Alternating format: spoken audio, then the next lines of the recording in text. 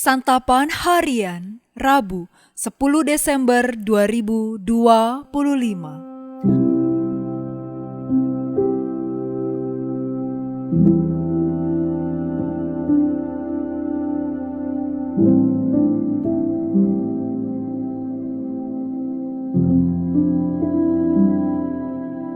Inilah program Santapan Harian, sebuah program yang mengajak Anda menelusuri isi Alkitab, agar Anda menemukan makna firman Tuhan sesuai dengan konteksnya.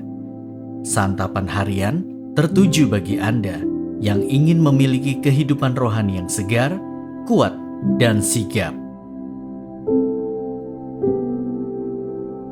Hari ini kita akan membaca Ulangan pasalnya yang ke-20.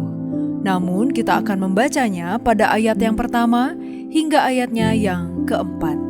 Sebelumnya, mari kita berdoa.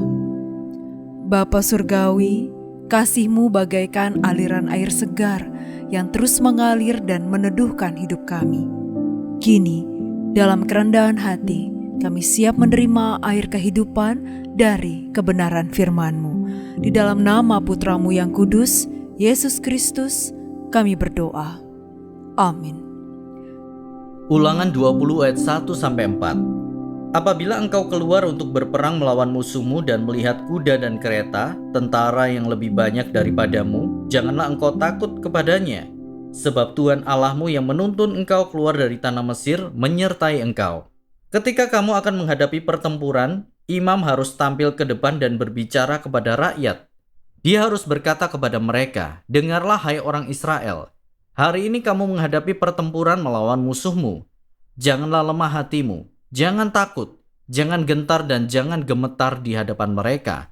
Sebab Tuhan Allahmu, dialah yang berjalan menyertai kamu untuk berperang bagimu melawan musuhmu dan memberi kemenangan kepadamu."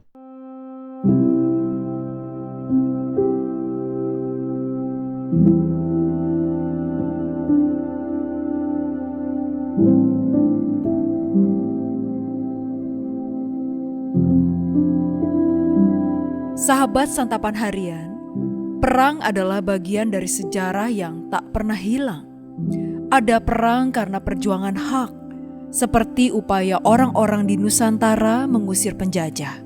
Namun, ada pula perang akibat keserakahan untuk menguasai milik pihak lain. Entahlah, perang yang dijalani orang-orang Israel yang dicatat di dalam Alkitab bisa dikategorikan apa? Yang jelas dalam perjalanannya menjadi suatu bangsa, mereka harus berkali-kali berperang. Utamanya untuk merebut tanah Kanaan. Mereka harus mengusir orang-orang yang tinggal di sana. Semua itu dilakukan karena Tuhan berkenan memberikan tanah itu kepada mereka. Sebab orang-orang yang tinggal di tanah itu hidup dengan cara yang menjijikkan bagi Tuhan. Apapun itu, perang pasti menghasilkan kehancuran dan kematian. Namun uniknya, dalam mengatur peperangan yang dilakukan orang Israel, Tuhan mengingatkan supaya mereka tidak merusak pohon-pohon, utamanya yang menghasilkan makanan. Apakah pohon lebih berharga daripada manusia sehingga tidak boleh dirusak, sedangkan manusia boleh, bahkan harus dibunuh? Kiranya bukan sedemikian alasan Tuhan melarang perusakan pohon. Sebab dari pohon-pohon itulah orang Israel akan mendapatkan makanannya. Selama masih dalam masa perebutan tanah, mereka belum bisa bertani dan beternak. Setiap hari, sepanjang tahun, hidup mereka dijalani dengan merebut kota demi kota di Kanaan. Jikalau ada yang sudah mulai menetap, bertani dan beternak, mereka bukan para tentara yang berperang. Mereka ini yang harus menjaga apa yang memelihara mereka, yaitu pohon-pohon yang memberi mereka makanan. Ini mengajarkan satu nilai dalam hidup, yaitu menghargai semua yang telah memelihara hidup kita. Baik itu Tuhan Sang Pemelihara Agung maupun setiap orang yang berperan dalam hidup kita, siapapun dia. Demikian pula udara, air, tanah, pepohonan, dan segala ciptaan Tuhan yang lain yang telah memelihara hidup kita.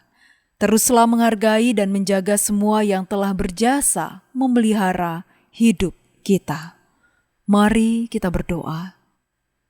Tuhan yang penuh kasih, kami bersyukur untuk pemeliharaan-Mu atas hidup kami dan juga kepada setiap orang yang Engkau tempatkan dalam hidup kami untuk memelihara dan mendukung kami. Terima kasih untuk kasih sayang, perhatian, dan pengorbanan mereka.